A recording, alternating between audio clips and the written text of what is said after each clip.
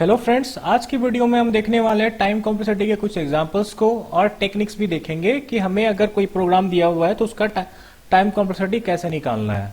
तो अब हम शुरू करते हैं। देखिए, आपके पास होता है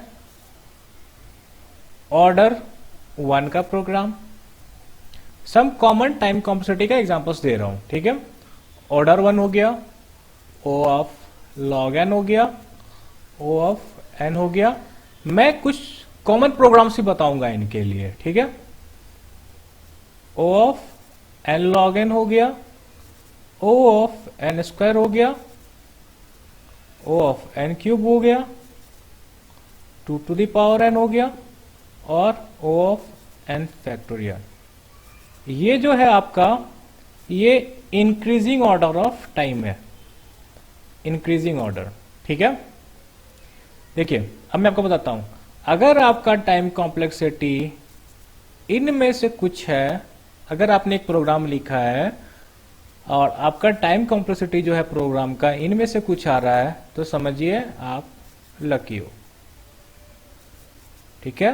क्योंकि हमें ये सारे प्रोग्राम डिजायर्ड होते हैं कंपेयर टू इन प्रोग्राम्स का, स्पेशली एक्सपोनेंशियल और जो फैक्टोरियल है यहाँ पे, ये तो हमें नहीं चाहिए। हमें कहीं कहीं मिल जाता है जो कि हम अवॉइड नहीं कर सकते, लेकिन हमें एक्सपोनेंशियल और फैक्टोरियल को टोटली अवॉइड करना चाहिए।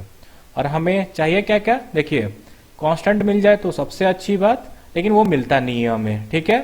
तो हमें order of N log N ये सब बहुत सारे केस में मिलते हैं। जैसे कि आपको ले लीजिए बाइनरी सर्च हो गया, क्विक सॉर्ट हो गया, इन सब प्रोग्राम में तो ये सब हमें चाहिए होता है बेसिकली। लेकिन हमें बहुत सारे केस में मिलता क्या है, ये मिलता है। अब हम देखते हैं एग्जांपल। सो ऑर्डर ऑफ 1 के कौन से प्रोग्राम है। देखिए, सिंपल इंटरेस्ट निकालने का जो आपको प्रोग्राम है वो ऑर्डर 1 है, that is constant time program. क्या करोगे, आपका कोई फॉर्मूला होगा, उसमें इनपुट दोगे, सीधा वो आउटपुट निकाल के देगा। वैसे कंपाउंड इंटरेस्ट का प्रोग्राम हो गया। फिर आपके पास मान लीजिए 2 नंबर है, दोनों में से बड़ा कौन सा है, that is smaller than, greater than और स्मॉलर देन का प्रोग्राम हो गया। फिर 2 नंबर को सम करने का प्रोग्राम हो गया, ये आपका कांस्टेंट टाइम प्रोग्राम हो गया। फिर log N program, binary search, और ये बाइनरी सर्च जो ये काफी पावरफुल प्रोग्राम होता है। ये हमारे लिए बहुत ज्यादा ये टाइम बताता है। एक्चुअली इंडस्ट्री में इसका यूज केस भी बहुत ही ज्यादा है। फिर आपको ऑर्डर एन ले लीजिए, तो मैक्स और मीन आप किसी भी एरे में निकाल रहे हो और वो एरे अगर आपका अनसॉर्टेड है तो ओ ऑफ एन टाइम लगेगा। एक एग्जांपल, ठीक है। फिर O of N log n, randomize quick sort हो गया आपका, फिर मर्ज सॉर्ट हो गया, हीप सॉर्ट हो गया, एवीएल सॉर्ट हो गया, ये सब एन लॉग एन के एग्जांपल्स हैं। फिर O of n square, bubble sort, जो हम सॉर्टिंग के लेक्चर्स में कवर करने वाले, एक्चुअली इसे सबको कवर करने वाले हैं सॉर्टिंग के लेक्चर्स में, बबल सॉर्ट। फिर ओ ऑफ एन क्यूब, ये आपका हो गया फ्लॉयड वासल एल्गो, ठीक है। ये आपका है O of n cube, where n is the number of vertices. ये हम ग्राफ्स में कवर करेंगे। और ये क्या है बेसिकली, ये है आपका ऑल पेयर शॉर्टेस्ट पाथ निकालने का program, shortest path 2 to the power N. ये आपका हो गया टावर ऑफ हेनरी प्रॉब्लम, एक एक्सपोनेंशियल प्रॉब्लम है, ठीक है। फिर आपके पास एक सेट दिया हुआ है और उसके सारे सबसेट्स निकालने को अगर बोले जाए तो वो भी जो है आपका एक एक्सपोनेंशियल है। फिर एन फैक्टोरियल का ट्रैवलिंग सेल्समैन,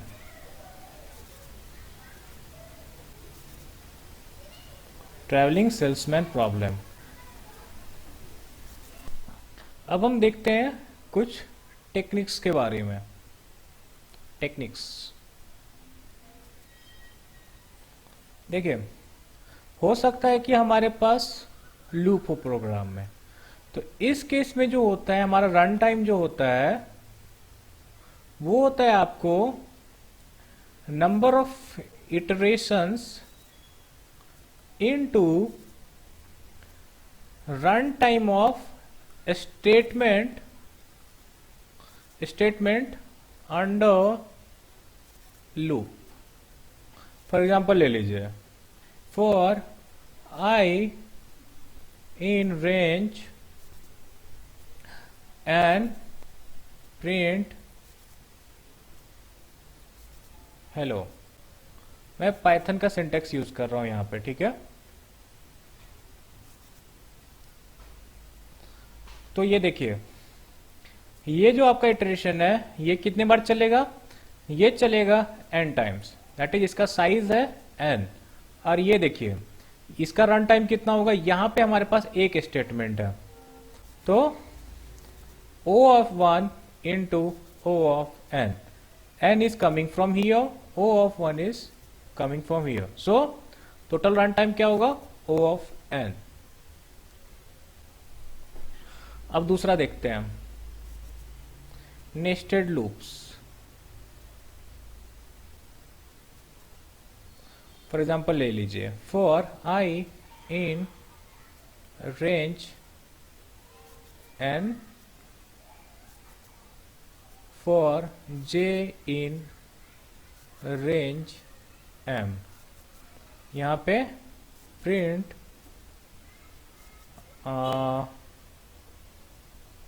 आई मान लीजिए, ठीक है। तो देखिए ये हो गया हमारा एक एग्जांपल नेस्टेड लूप का। तो इन केस में जो होता है हमारा रन टाइम होता है वो होता है product of size of each loop, product of size of each loop. इसका साइज आपका हो गया n, इसका साइज हो गया आपका m, तो order of n into order of m। अगर यहीं पे इसका साइज होता ऑर्डर ऑफ n, तो ये हो जाता order of n into n, O of n square, that is quadratic program. और सोचोगे ऐसा क्यों होगा, देखिए ये आउटर लूप जब एक बार चलेगा तो इनर लूप को ये m टाइम्स चलाएगा, और ये आउटर लूप कितना बार चलेगा, ये चलेगा n टाइम्स, तो m इंटू n, समझे। अब हम देखते हैं कंजिक्यूटिव्स, थर्ड टाइप। ऐसा हो सकता है कि हमारे प्रोग्राम में कुछ कंजिक्यूटिव स्टेटमेंट्स हो सकते हैं। फॉर एग्जाम्पल ले लीजिए, for I in range n, यहां पे आपको क्या हो सकता है, प्रिंट आई। मैं एक बहुत सिंपल सा एग्जांपल ले रहा हूं, और उसके नीचे आपको दूसरा फॉर लूप लिखा हुआ हो सकता है, for j in range m print j। और एक और हो सकता है, for k in range O print K, ठीक है। तो इस केस में जो आपका रन टाइम होगा वो क्या होगा, गेस कीजिए।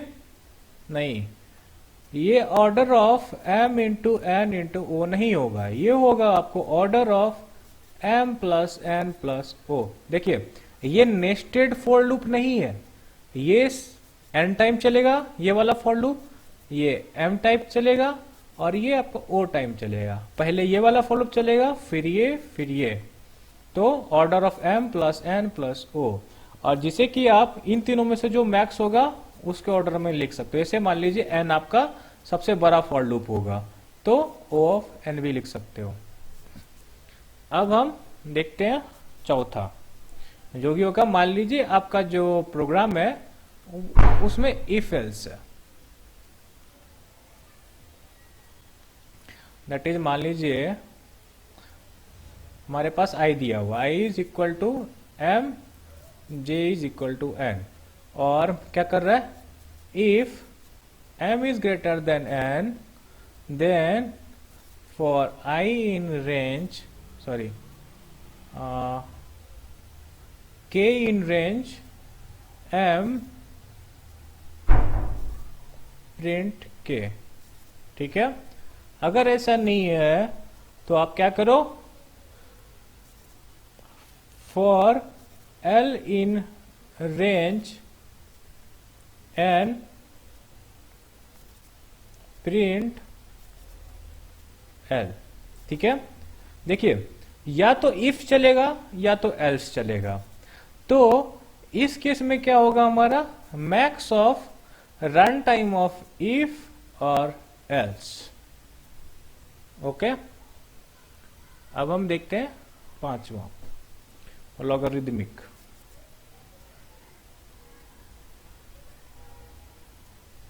Logarithmic for I in range and print I equal to I/2। मैं क्या कर रहा हूं, देखिए मैं I को हर बार हाफ कर रहा हूं। ठीक है, तो ये जो है मेरा लॉगरिदमिक प्रोग्राम और लॉगरिदमिक बेस 2 का प्रोग्राम है, जहां पे एक्सपोनेंशियली डिक्रीज हो रहा है मेरा n। अब देखते हैं छठा, आपका प्रोग्राम रिकर्सिव हो सकता है। और अगर आपका प्रोग्राम रिकर्सिव है तो आपके पास कितने टेक्निक्स है, आपके पास 3 टेक्निक्स होंगे उसको सॉल्व करने का। दैट इज उसका टाइम कॉम्प्लेक्सिटी निकालेगा। एक होता है सब्स्टिट्यूशन मेथड, आगे आने वाले वीडियो में सभी को एक एक करके डिटेल में देखेंगे। फिर रिकर्शन ट्री मेथड, और ये आता है आपको लास्ट और मोस्ट पावरफुल मास्टर्स मेथड। ठीक है, और एक लास्ट में छोटा सा एक और चीज बता देता हूं। और कुछ प्रोग्राम्स होते हैं जो कि हमारे कांस्टेंट होते हैं, जैसे कि ना तो उसमें फॉर लूप होगा, ना इफ एल्स होगा, ना उसमें आपको रिकर्सन मिलेगा।